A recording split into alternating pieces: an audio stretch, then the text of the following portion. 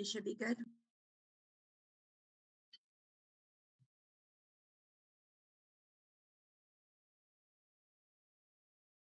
Got all the technical difficulties out of the way. Are you on YouTube? Wait.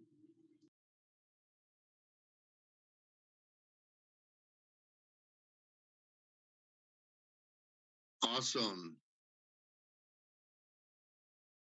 I know Zoom's good. Our in-house Lamaskar. Magical blessings to our members that are joining us. And of course, we are live, TikTok, YouTube, and I think Facebook is crawling around at some point. They always seem to be lagging. But how we doing, everyone? Magical blessings. Am I good to go?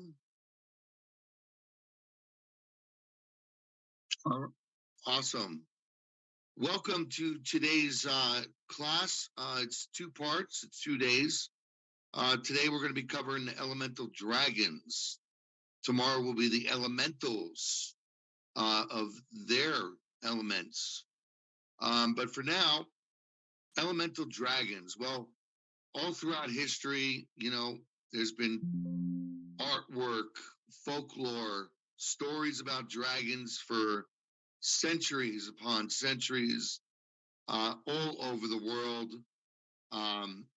Pick a story, pick a country. There's a story of a dragon.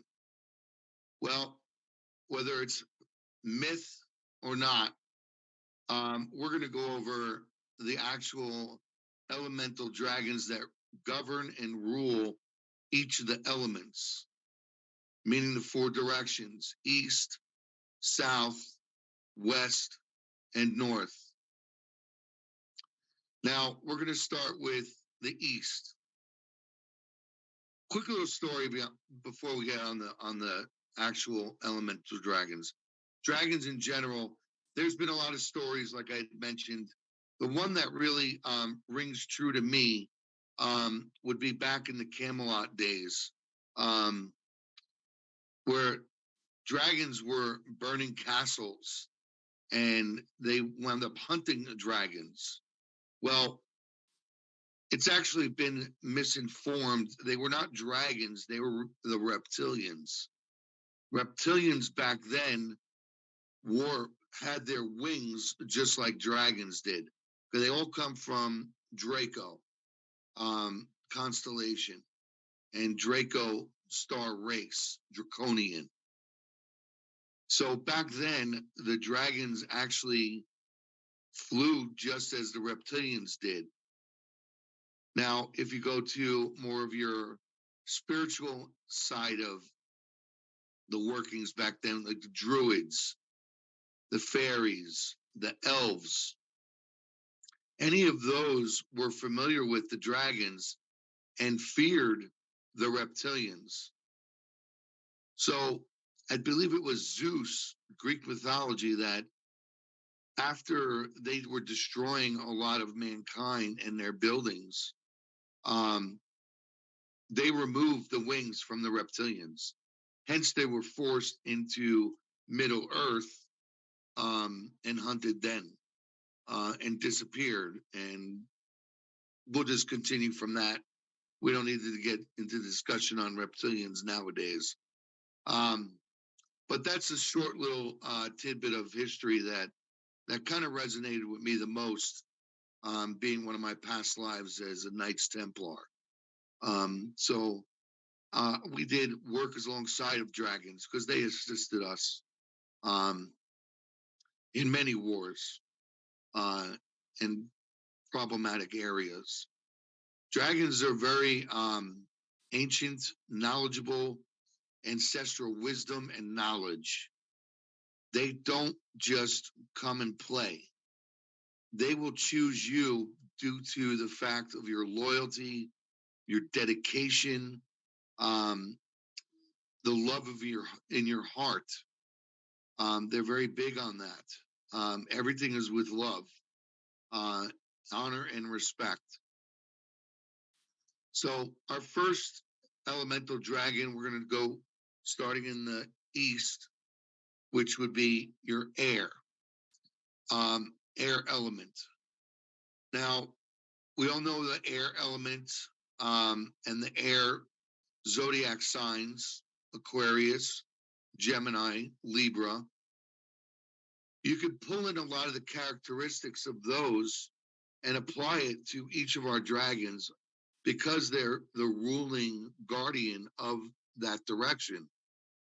And you might also hear me talk about placement of on the circle or within the circle, the part, meaning the east, south would be another part, west, and ending with the earth as the fourth part of the circle.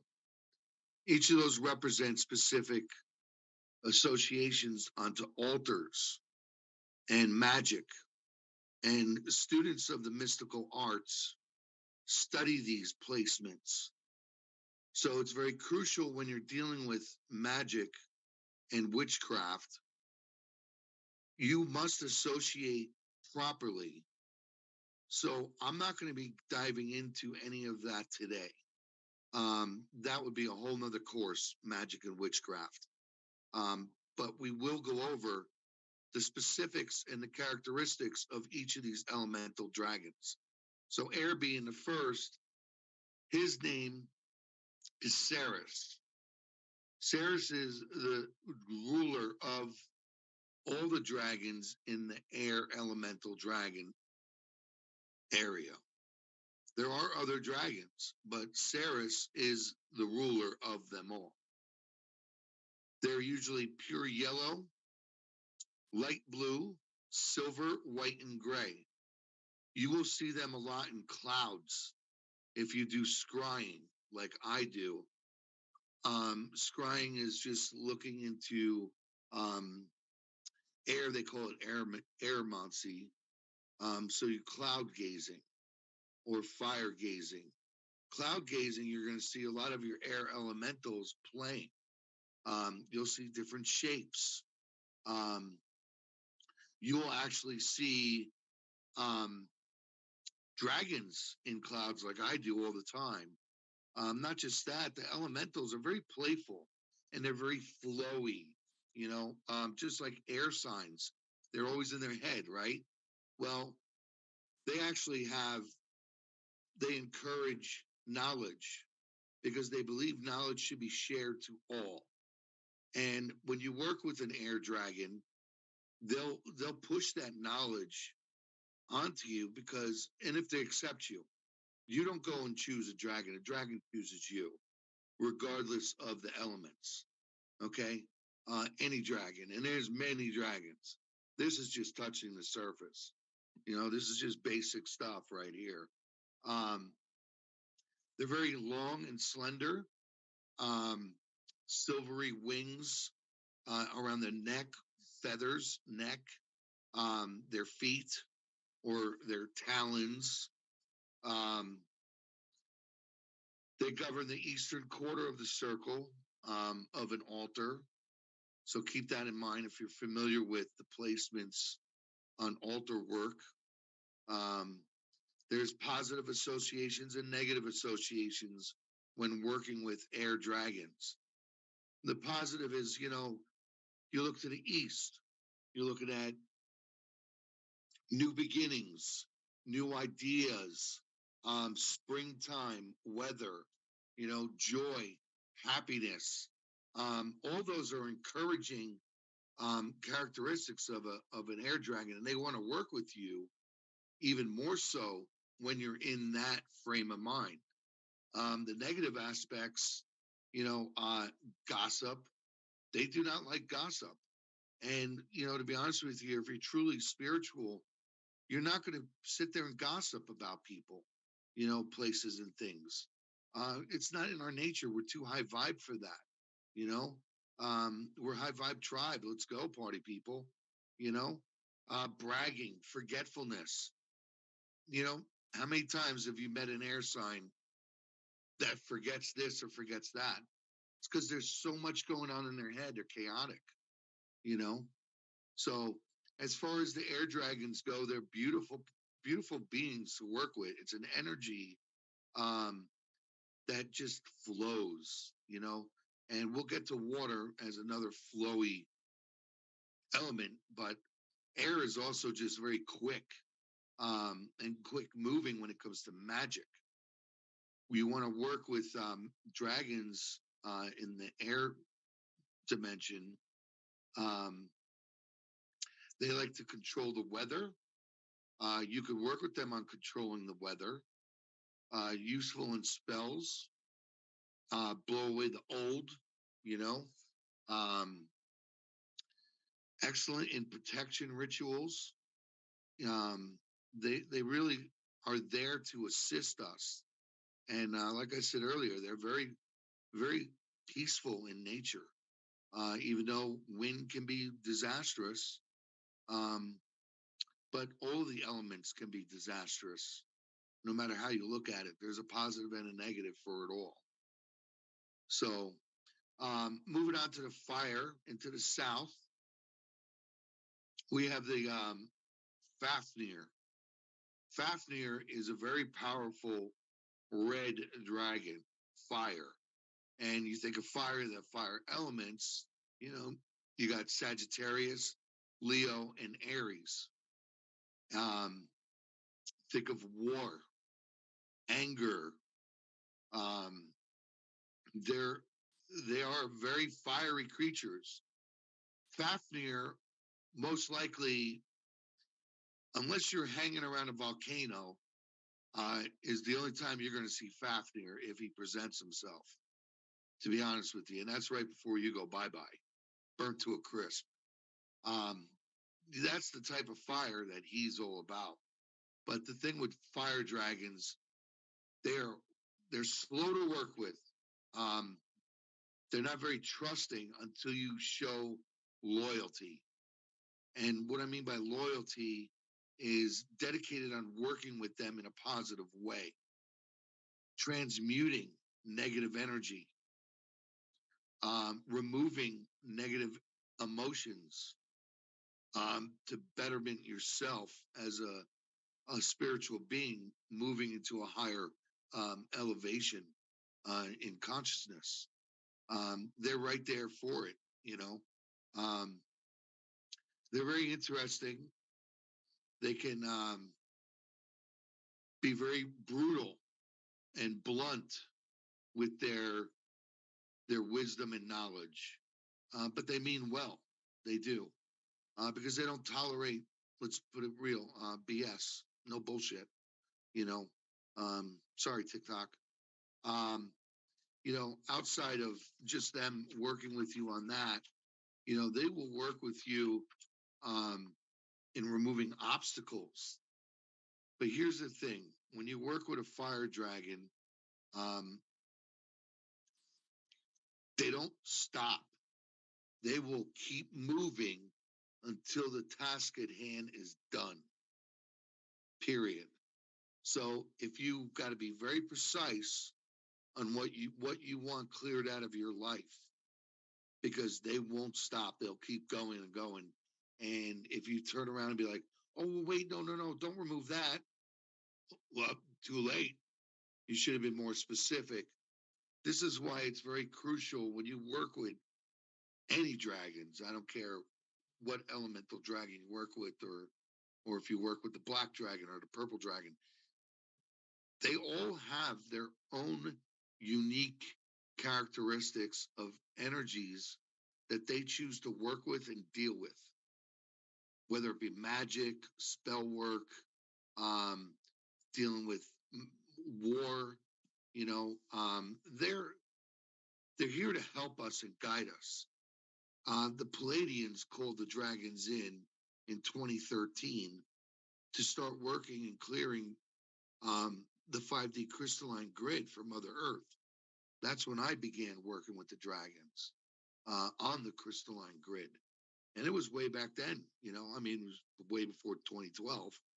But 2013 is when the Palladians called the dragons in to assist. And I remember exclusively when it all happened. I mean, battle. I mean, it was spiritual warfare. Um, but back to the fire dragons, think of the summer, sun, helpful fire, um, positive change, your passions, courage. Those are the positive aspects of a fire dragon. The negative aspects, are hatred, jealousy, war, um, fear, conflict. They don't appreciate any of that energy and they won't work with you at all. And if there is a dragon that does, they're not a dragon. It's probably reptilian, to be honest with you. They're like shapeshifters, you know. As far as some of the magic involved with dragons, fire dragons exclusively, um, any level for courage, removal of any obstacles, like I had mentioned, stamina, pursue your dreams, finishing important projects. They'll work with you and they'll give you that extra boost of energy and fire up your ass, so to speak.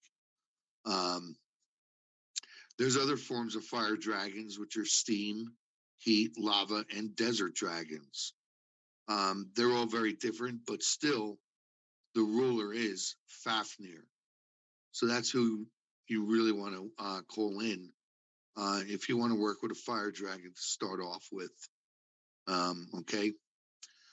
Next, let's move on to the water dragon. That is the guardian of the West, Nalion.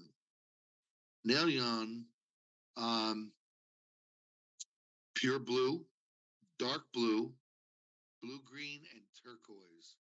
I see turquoise and blue green a lot, which makes sense because my rising is a Cancer. So the associated, Pisces, Scorpio, also in that water element. They're drawn by strong emotions, and not when you get out of control emotions. They'll actually walk away from you and not come back because you're out of control with your emotions. The one thing about water dragons is they're very soothing, like water. It's calming. It's a beautiful energy to cleanse and purify. As we all know, go to the ocean, right? Cleanse and purify. Um, if you're going to be working with them, you might sense some a temperature drop, coldness, or humidity will come into the room.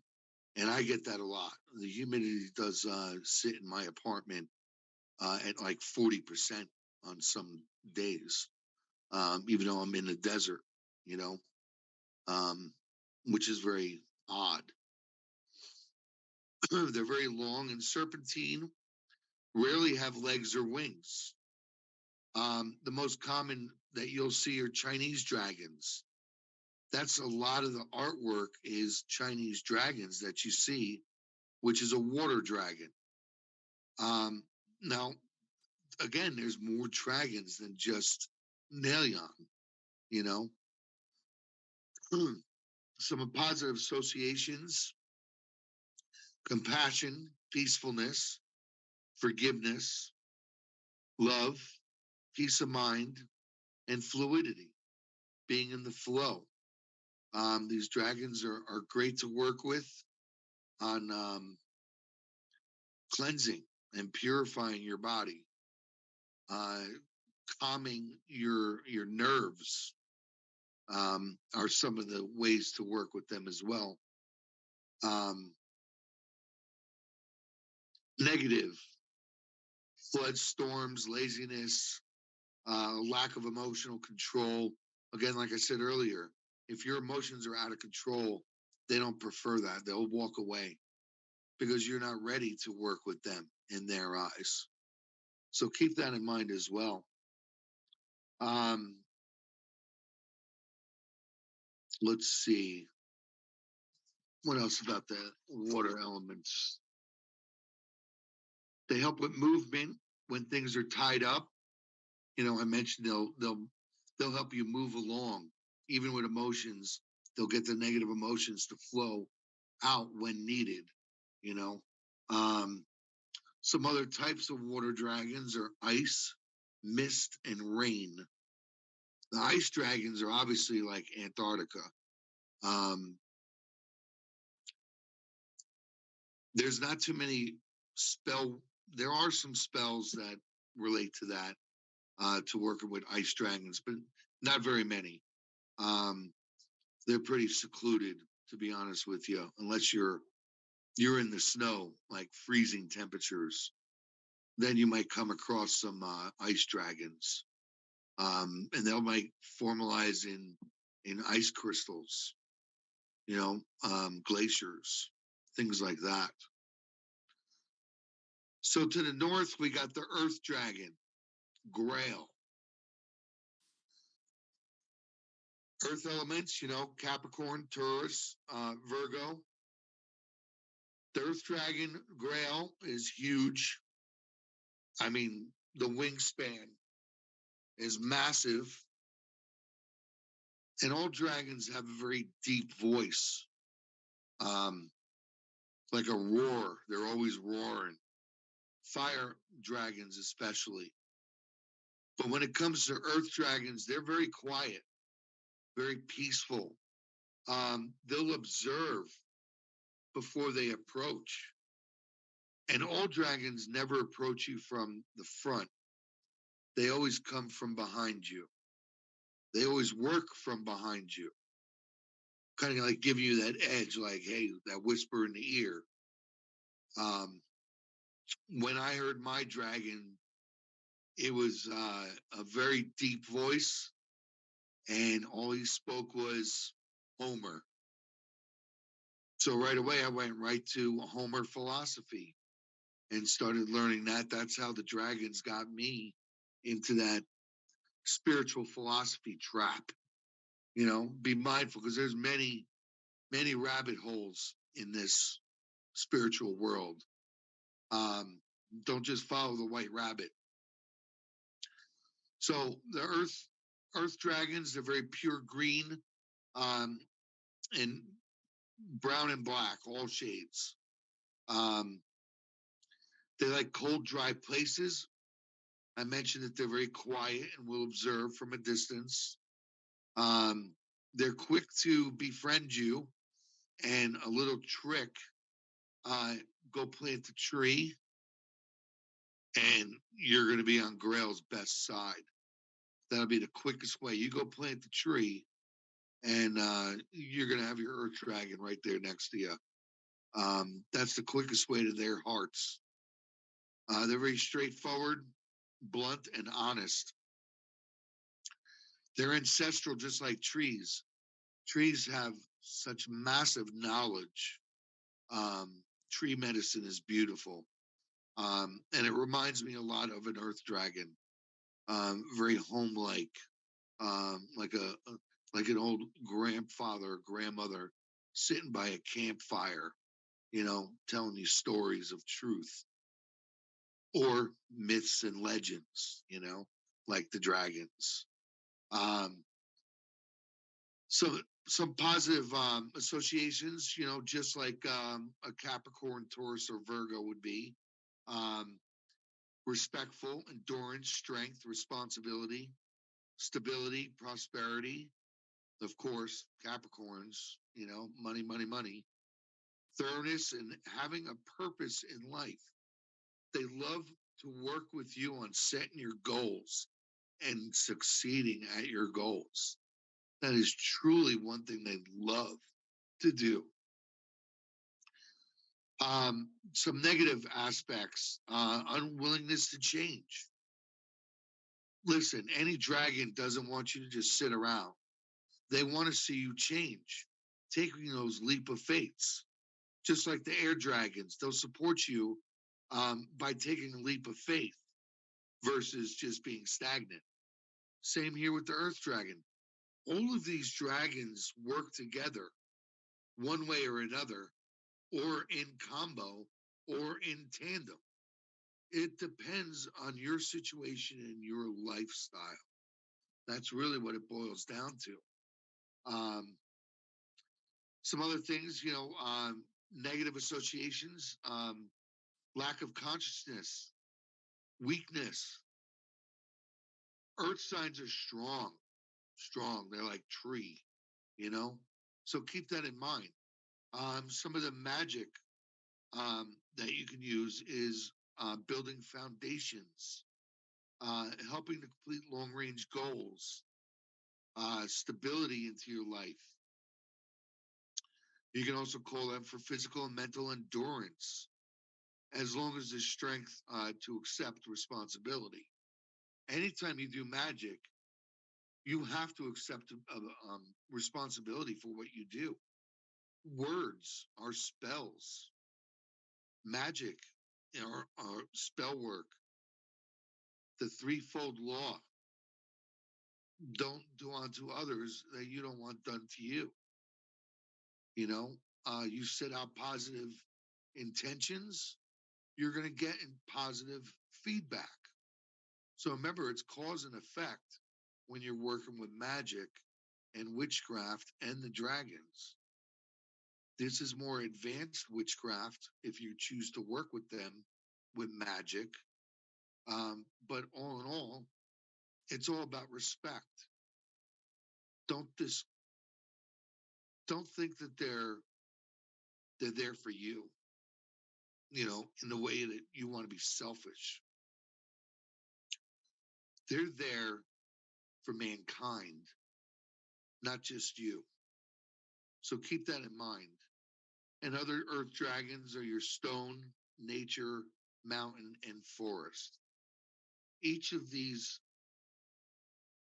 elemental dragons that we've discussed so up to now, each element, whether you're in a forest, a mountain, on the ocean, in the desert, or in the highlands of Scotland, they're going to be around and they will be in force because they're guarding the realms of the elementals.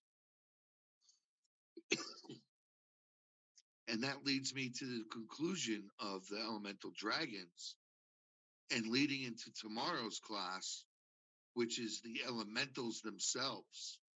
And that is going to be good. That's going to be a little bit longer, but I figured 30 minutes for the dragons would be good. Stick around though. We're going to have a Q&A, so don't go nowhere yet. I believe on live, TikTok, YouTube, and Facebook, we will be saying goodbye for now until tomorrow with the elementals and the Fae, and learning your own personal elemental dragon and guardian through the elements. So it's going to be a fun little thing at the end for tomorrow. And one quick note, if you want to call all these dragons, all the elemental dragons in at once, Ta-sor-asaurus. That is the most powerful name to speak when calling a dragon. They love it. They think they're on King's Land. Ta-sor-asaurus. Ta-sor-asaurus. Ta-sor-asaurus. And there we have the elemental dragons in all four directions. Magical blessings, windows of the world. Those of you on Zoom, stick around.